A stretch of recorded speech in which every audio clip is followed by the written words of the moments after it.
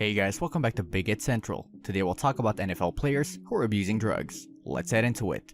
Number 5. Raymond Beluga, Cincinnati Bengals. In January 2010, Beluga, 27, was charged with a DUI after crashing his car into two parked cars and a parking meter. His blood alcohol content was nearly double the legal limit, which he attributed to 6 Captain and Cokes. Beluga pleaded guilty and was assessed 7 days in jail, had his license suspended, and was fined, but also discharged on the condition that he didn't have any other incidents in the next 2 years. Beluga spent over a month at an inpatient treatment center in Charleston, South Carolina, and has been sober ever since. "My body never felt so great. I never looked so good," he said in May 2010. "Now I can hopefully compare myself to last year, when I was able to run 10 or 12 plays without being incredibly tired. All my focus is on my body and how much stronger I can get, how much stronger I can be, and being a reliable teammate." Number 4. Erin Henderson, Minnesota Vikings. Henderson was involved in 2 separate drunk driving incidents in early 2014 and charged with 2 DWIs, as well as the possession of marijuana and paraphernalia. The 28-year-old linebacker managed to avoid jail time and received a year of probation, a fine, and community service. He completed a stint at a 30-day rehab shortly after his second arrest and has remained sober. "I wouldn't trade those 30 days for anything to be able to better myself and do some soul searching," Henderson said. "I'm sober, but it's definitely an everyday battle. Every day is a struggle, but they say it's one day at a time, so that's how I'm taking it. But I'm enjoying the sober life."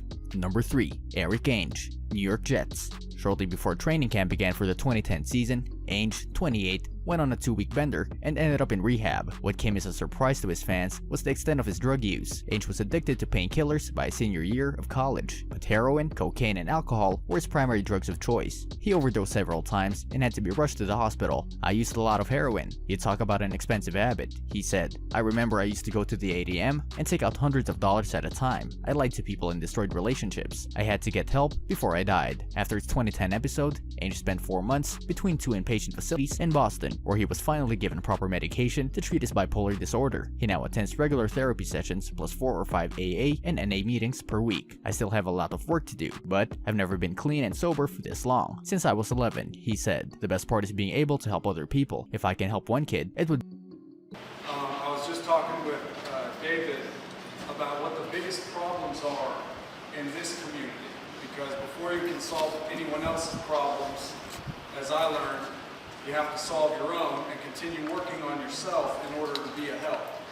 Number 2. Alvin Smith, San Francisco 49ers. Smith was arrested in September 2013 on DUI and weapons charges. It was the second DUI arrest for the 25-year-old linebacker, who was pulled over 18 months earlier in Miami Beach. However, that incident was eventually reduced to a reckless driving charge. Smith was also allegedly drunk when he made a bomb threat at LAX in April 2013, but was never given a breathalyzer test and eventually had the charge dropped. A judge sentenced Smith to community service for its most recent DUI, which he completed weekly on his team's off day. He had voluntarily entered rehab shortly after the arrest and missed the first 6 weeks of the 2013 season, but says it was a worthwhile move since it helped him get sober. "I've been able to maintain sobriety and it's going good," he said last July. "It has been a growing process, and I'm in a better spot than I have been." Number 1. Tottolo, San Francisco 49ers. The former 49er star went from being a Super Bowl winner in 1981 to living under an LA freeway. Damage from concussions ended his career, but his alcoholism led him to homelessness. He was eventually tracked down by former coach Dick Vermeil, who helped pay for part of his inpatient rehab, and then got the NFL Players Association to pick up some of the tab. It's such a bad word, addiction, but it really isn't.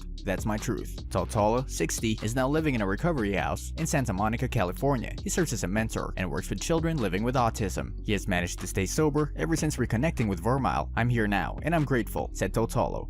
These were our 5 picks for you. What is your opinion about them? Did you already know that they were abusing drugs? Let us know in the comment section. This brings us to the end of our video. I hope you enjoyed it. Hit like if you did, and don't forget to subscribe to our channel so that you don't miss any of our videos in the future. Also, watch the 2 videos that are on your screen because I'm sure you'll love them. With that, I'll see you in the next video.